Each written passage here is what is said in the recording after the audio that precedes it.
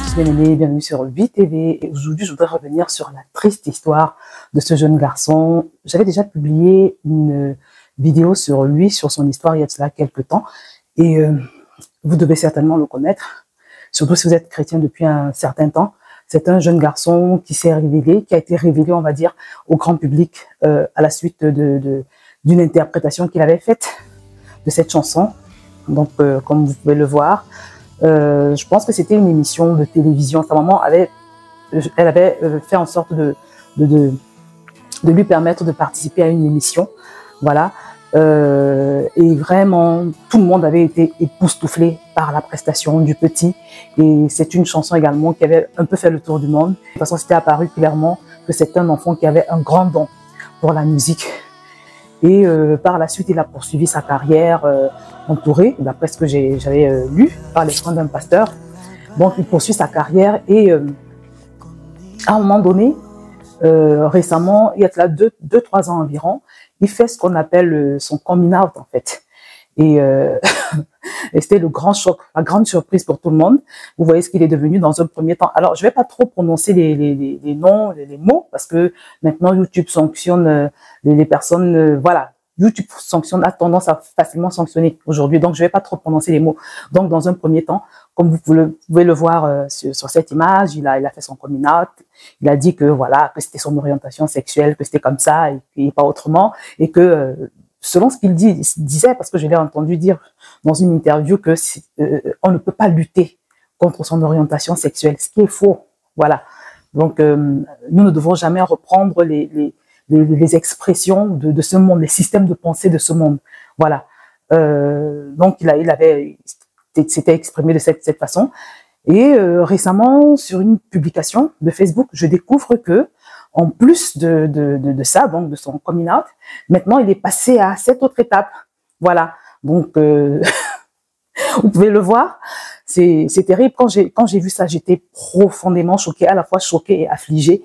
Et j'ai même demandé pardon à Dieu parce que je me suis dit que peut-être que si j'avais intercédé pour lui avec plus de ferveur, peut-être que si toi également tu avais intercédé pour lui avec un peu plus de ferveur, le scénario serait différent. Et la raison pour laquelle je fais cette vidéo, c'est pour nous inviter, mes bien-aimés, premièrement, à prier. Non seulement pour ce frère, mais pour toute personne que nous voyons en train de s'égarer. Je vous assure, le fait de ne pas prier fait que l'ennemi se sent davantage libre, en fait, le champ est beaucoup plus libre pour Satan de continuer à travailler dans la vie de la personne. Parce que quand tu regardes ce qu'il est en train de devenir, la conclusion, c'est que simplement, Satan est déterminé à en finir avec lui. Satan est déterminé à le détruire. Et pendant qu'il le détruit, il détruit sa vie. Il fait aussi en sorte d'affecter la foi de toutes les personnes qui l'écoutaient, de toutes les personnes qui le suivaient pendant qu'il chantait pour Dieu. Et ça, c'est vraiment terrible, en fait. Donc, la prière, la prière, la prière. J'aime bien cette citation d'un homme de Dieu que j'ai lu dans un de ses livres il y a quelque temps, où il disait que la prière, c'est le meilleur moyen de transformer les personnes que Dieu nous a données. Mais malheureusement, souvent, quand on voit ce genre de choses, qu'est-ce qui se passe? On critique, on critique, on critique, et puis on s'arrête là. Et j'ai l'habitude de dire que si nous pouvions transformer nos critiques au sujet de prière, je vous assure que le corps de Christ se porterait beaucoup, beaucoup, beaucoup mieux. Donc vraiment, la première des choses, c'est prier.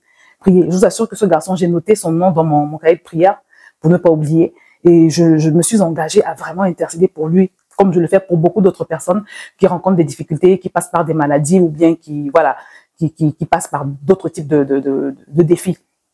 Donc la prière, la prière, la prière, la prière, les bien-aimés.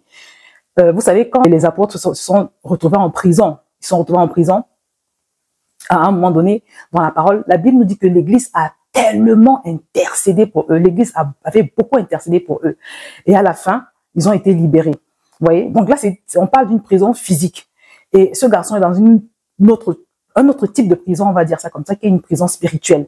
Et je suis persuadée que si on intercède pour lui, si toi et moi, toutes les personnes qui vont regarder cette vidéo, si vous vous levez et vous intercédez pour lui, et pour toute autre personne autour de toi qui vit dans une prison quelconque, ça peut être une prison un péché, ça peut être un état mental déchéant, comme une dépression par exemple. En tout cas, la prière, c'est un puissant moyen d'aider les personnes qui sont attaquées à sortir de leur prison, des personnes que Satan a enchaînées, des personnes que Satan a emprisonnées d'une façon ou d'une autre. La prière permet de vraiment de les aider à sortir voilà, de leur prison. Donc ça, c'est la première chose. La deuxième chose que je voudrais dire, c'est que, mes bien-aimés,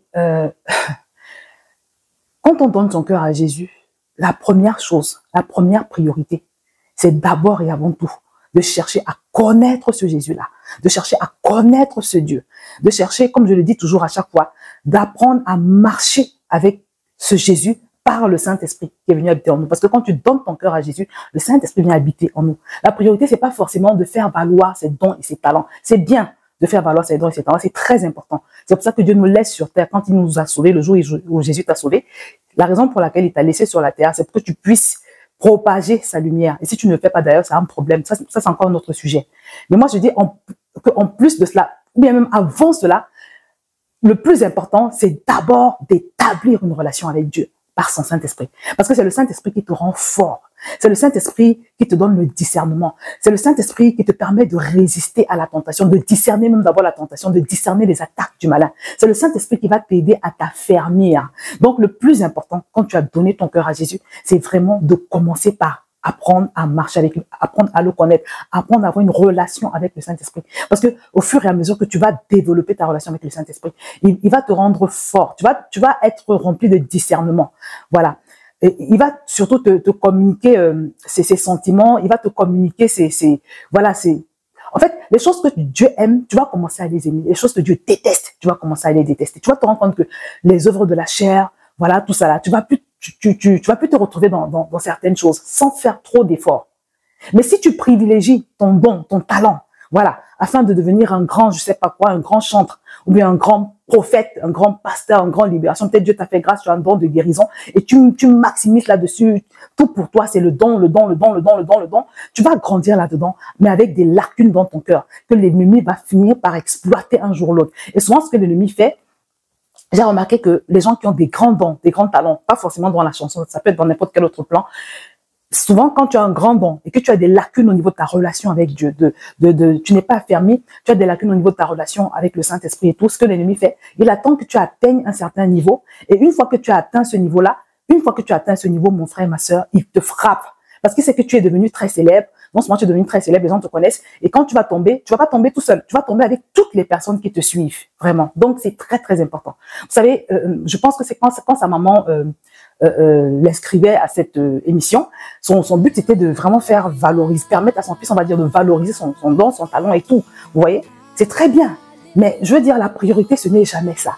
Voilà, ce n'est jamais ça. La priorité, c'est d'abord vraiment d'assurer que ton enfant rencontre Dieu personnellement, que ton enfant connaisse le Seigneur. Voilà, c'est valable pour ce jeune garçon, c'est valable pour nous tous en fait. Voilà, donc c'est une histoire qui est vraiment assez triste, qui m'a déchiré le cœur, surtout quand j'ai vu que au lieu de revenir sur le bon chemin, au contraire, il a tendance à s'enfoncer.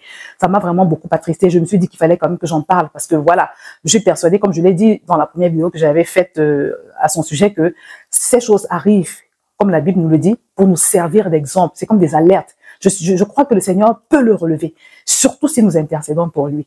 Voilà, donc mes bien-aimés, que cela nous serve d'exemple, que cela nous enseigne. Parce que la Bible nous dit au jour du malheur, réfléchir. Les malheurs doivent nous permettre de réfléchir, de tirer des enseignements. Donc vraiment intercédons pour ce jeune garçon. Arrêtons de critiquer, de trop parler, ça ne sert à rien. Ça ne permet pas de faire avancer les choses. Intercédons sans cesse pour lui et pour toutes les personnes autour de nous qui sont attaquées. Et surtout, retenons également que en toute chose, quand on parle de vie spirituelle, la priorité des priorités, c'est de connaître Dieu.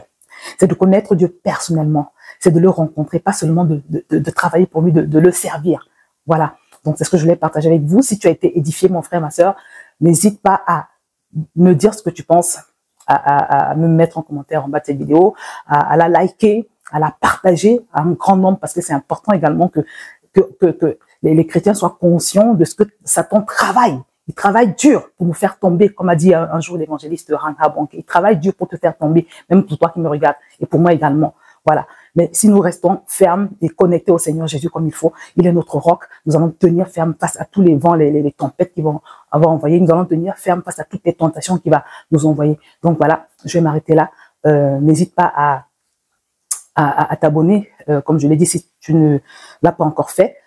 Et à t'inscrire aussi à la formation qui commence le 15 septembre prochain. Si tu n'as pas encore donné ton cœur au Seigneur Jésus, pareil, je vais te mettre un lien en bas de cette vidéo où tu vas pouvoir le faire et de manière à pouvoir entamer cette belle marche avec Dieu qui a révolutionné ma vie et la vie de plusieurs autres personnes. Donc voilà, je vais m'arrêter là et je vous dis à très bientôt sur VTV.